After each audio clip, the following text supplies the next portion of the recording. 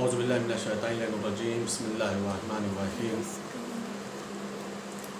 الحمد للہ رب العالمین والصلاة والسلام علی اشرف الانبیاء والمرسلین سیدنا و نبینا و شفیع ذنوبنا و طبیب نفوسنا مولانا مولا الکونین امام المشرقین والمغربین جد الحسن والحسین حبیب الہ العالمین بالقاسم محمد صلی اللہ وعلى البيت الطيبين الطاهرين المعصومين المظلومين المنتخبين المنتجبين أما بعد فقد قال الله تبارك وتعالى في القرآن الكريم وهو أصدق القائلين وقوله الحق بسم الله الرحمن الرحيم يا أيها الذين آمنوا كتب عليكم الصيام كما كتب على الذين من قبلكم لعلكم تتقون.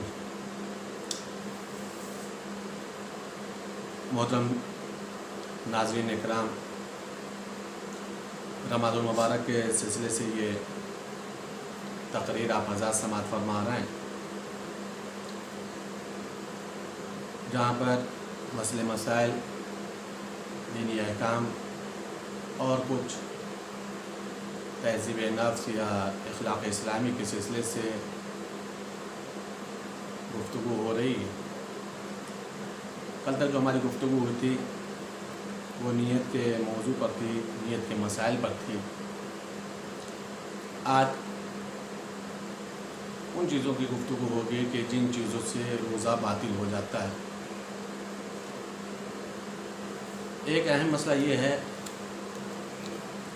کہ عمل کا کرنا کمال نہیں ہے، عامل کو اس بات کی فکر ہونا چاہیے کہ جو عمل کر رہا ہے وہ اللہ کی بارگاہ میں قبول ہو جائے،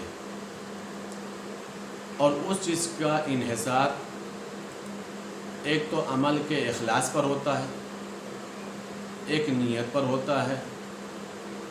اور ظاہر سی بات ہے جب انسان ان مسائل کو جانتا ہے یا خلوص پیدا ہوتا ہے یا نیت پاکیزہ ہوتی ہے تو پھر خود بخود قلب مطمئن رہتا ہے کہ انشاءاللہ تعالی اللہ کی بارگاہ میں ہم نے یہ جو عمل کیا ہے یہ اللہ کی بارگاہ میں قبول ہو جائے گا. جو چیزیں خداوند عالم نے روزے کے اندر یا یہ کہا جائے کہ روزے دار کے اوپر حالت صوم میں، حالت روزہ میں حرام قرار دی ہیں، در حال ہے کہ وہ شریعت میں حلال ہیں، لیکن روزے دار کے اوپر وہ چیزیں منع کی گئی ہیں کہ ان چیزوں کا استعمال کرے گا تو روزہ باطل ہو جائے گا. انہی چیزوں میں سے ایک چیز کا نام ہے کھانا اور پینا. کھانا اور پینا اگر انسان حالت صوم میں ہے، روزے سے ہے، تو روزے دار اگر جان بوجھ کر کے علم رکھتا ہوا کچھ بھی کھا لے رہا ہے یا پی لے رہا ہے تو ایسی حالت میں اس کا روزہ باطل ہو جائے گا. دیکھیے یہ روزہ خود اپنے آپ میں ایک آزمائش ہے، ایک امتحان ہے. گھر میں بیٹھے ہوئے ہیں، کھانے کی چیزیں موجود ہیں، لیکن انسان اطاعت رب کے تحت، حکم پروردگار کے تحت جو چیزیں روزے سے ہٹ کے دنوں میں حلال تھیں جانتا ہے کہ اگر کھا لیں گے پی لیں گے تو روزہ باطل ہو جائے گا. یہ خداوند عالم انسان کے نفس کی طاقت کو آزماتا ہے، امتحان لیتا ہے کہ بندہ نفس کے اعتبار سے کتنا قوی ہے، اطاعت کے اعتبار سے کتنا مضبوط ہے ہمارا بندہ. اور اس چیز کے ذریعے سے ایک بات اور اہم سمجھی جا سکتی ہے کہ اگر ہم حکم پروردگار کے تحت حالت روزہ میں حلال چیزوں کو چھوڑ سکتے ہیں تو حکم پروردگار کے ہی تحت عام دنوں میں ہم حرام چیزوں کو کیوں نہیں ترک کر سکتے؟ اس کا مطلب یہ کہ ہمارے اندر طاقت ہے، ہمارے اندر صلاحیت ہے، ہمارے اندر قوت ہے، ہم کر سکتے ہیں. اب اگر اس کے بعد بھی انسان حرام عمل انجام دیتا ہے یا حرام فعل انجام دیتا ہے تو یہ تو طے ہے مسئلہ کہ اس نے رب کو فراموش کر رکھا ہے.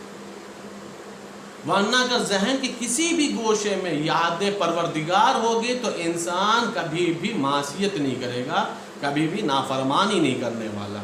اس لیے کہ بندے کے اندر یہ طاقت ہے کہ حکم پروردگار کے تحت حالت روزہ میں وہ ان چیزوں کو بھی چھوڑ سکتا ہے جنہیں اللہ نے عام دنوں میں حلال قرار دیا. انہی چیزوں میں جن چیزوں سے روزہ باطل ہو جاتا ہے اس میں ایک چیز کا نام ہے کھانا اور پینا. اگر روزے دار حالت روزہ میں کوئی بھی چیز جان بوجھ کر کے یعنی اس امر کی طرف متوجہ ہے کہ وہ روزے سے اور اس کے بعد بھی کوئی چیز کھا لے رہا ہے پی لے رہا ہے، چاہے ان اشیاء کا تعلق بظاہر کھانے پینے والی چیزوں سے ہو مثلا روٹی پانی وغیرہ، یا کھانے پینے والی چیزوں سے نہ ہو مثلا مٹی یا ایسی بھی دوسری اشیاء، تو بھی اس کا روزہ باطل ہو جائے گا، چاہے وہ مقدار کے اعتبار سے کم ہو یا زیادہ ہو. یعنی یہ ضروری نہیں ہے کہ ہم نے زیادہ کھایا ہے تو روزہ باطل ہوگا، زیادہ پیا ہے تو روزہ باطل ہوگا. نہیں، مقدار کی کوئی قید نہیں ہے کہ کتنا کھایا ہے کتنا پیا ہے. جو چیزیں کھانے والی تھیں وہ کھایا ہے، یا جو چیز نہیں کھانے والی تھی وہ کھایا پیا. ہر حالت میں اگر انسان روزے کی حالت میں امر کی طرف متوجہ ہے کہ وہ روزے سے اس کے بعد بھی حالت روزہ میں کچھ بھی کھا لے رہا ہے پی لے رہا ہے تو اس کا روزہ باطل ہے. حتیٰ کہ اگر ایک انسان مسواک کر رہا ہے اور وہ مسواک کو منہ سے نکالنے کے بعد دوبارہ منہ میں ڈالے اور اس کے بعد اس کی تری کو جان بوجھ کر کے نگل لے تو بھی اس کا روزہ باطل ہو جائے گا، سوائے اس کے کہ وہ تری لعاب دہن میں مل جل کر کے ایسی ہو جائے کہ اسے باہر کی تری نہ کہا جائے.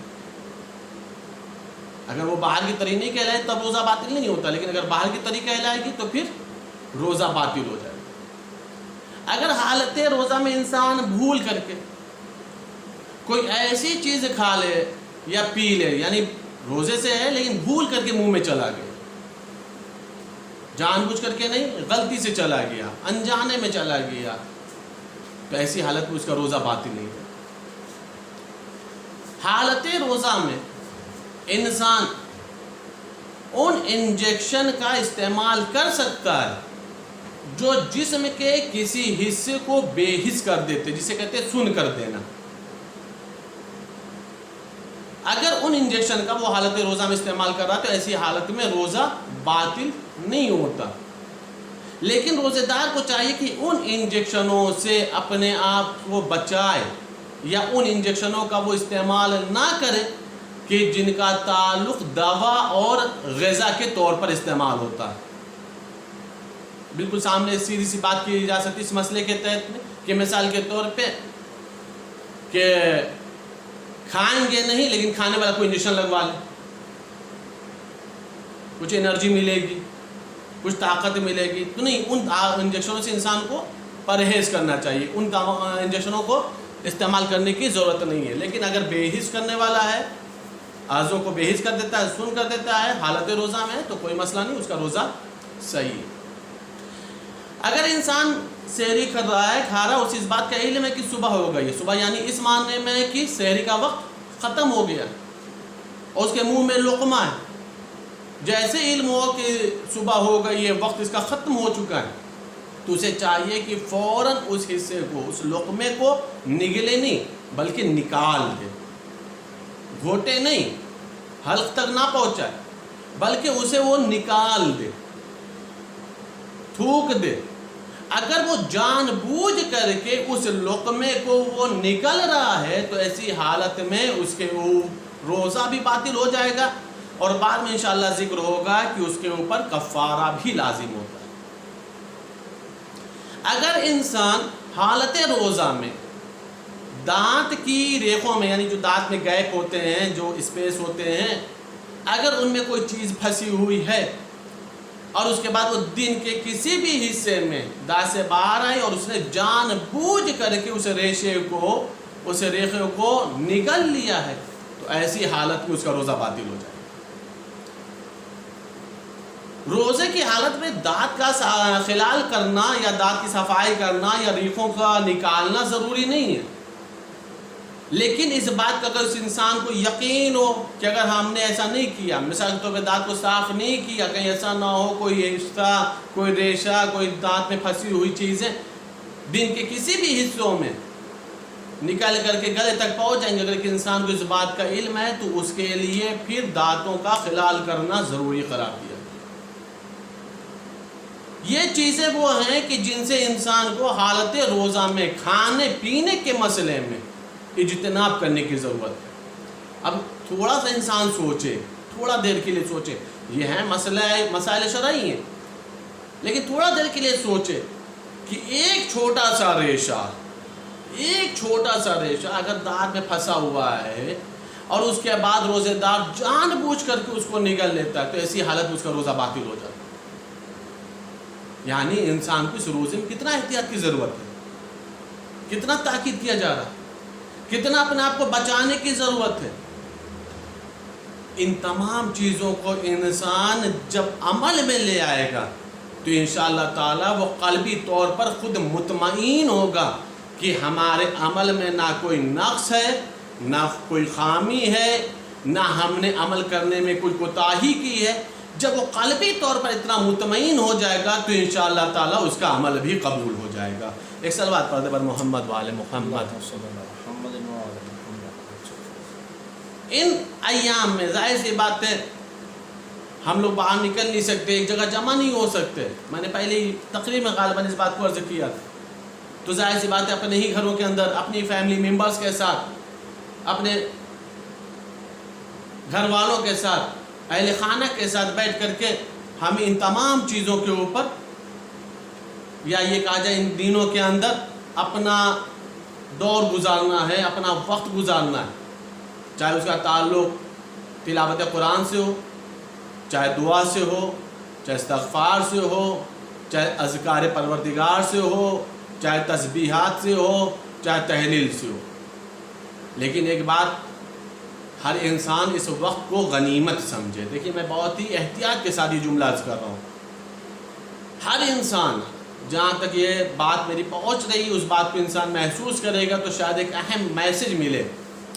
اس وقت کو ہر انسان اپنے لیے قابل قدر سمجھے، جتنا زیادہ ممکن ہو سکے ان وقتوں کا صحیح استعمال کرے۔ بہت بڑے ایک مفکر کا ایک جملہ ہے، وہ کہتے یہ ہیں کہ بچہ سمجھانے سے کم سیکھتا ہے، ماں باپ جو کرتے ہیں وہ جلدی دیکھ کر کے سیکھ لیتا ہے۔ ہم بچوں سے دن بھر کہیں بیٹا پڑھائی کریے، آپ پڑھائی کریے، تو ممکن ہے کہ ایک مرتبہ، دو مرتبہ، تین مرتبہ کہوں تو بچہ پڑھنے لگے۔ لیکن اگر میں خود اپنی ایک بک لے کر کے بیٹھ جاؤں، بچہ دیکھے گا بابا پڑھ رہے ہیں تو خود بخود بیٹا پڑھنے کے لیے بیٹھ جائے گا۔ مطلب سمجھا آپ نے؟ اس جملے کے کہنے کا مطلب یہ ہے کہ یہ جو وقت ہمیں ملا ہے یہ ہمیں اپنی اور اپنے اہل خانہ کی، اپنے بچوں کی اچھی تربیت کرنے کے لیے ایک اچھا موقع اللہ نے عطا فرمایا، ایک اچھا موقع اللہ نے عطا فرمایا۔ جتنا زیادہ ہو سکے ہم اپنا وقت بچوں کے ساتھ اچھے ماحول میں گزاریں تاکہ بچے ہماری ایکٹیویٹیز، ہماری حرکتوں کو، ہمارے عملوں کو دیکھ کر کے بچہ ہمارے ساتھ بیٹھے، بچہ ہمارے ساتھ سیکھے، بچے ہمارے ساتھ دعائیں پڑھیں، بچے ہمارے ساتھ مناجات پڑھیں، بچے ہمارے ساتھ نماز میں ہمارے ساتھ مصلی پہ کھڑے ہوں۔ یہ ہر ماں اور ہر والد کی ذمہ داری ہے۔ جب ہم اپنے ساتھ اپنے بچوں کو کھڑا کریں گے تو یہ خود بخود بچوں کی اپنے آپ ایک اچھی تربیت ہوگی۔ آپ کو پتہ ہے ایک بچے کی اچھی تربیت کرنے کا ثواب خداوند عالم نے کتنا رکھا ہے؟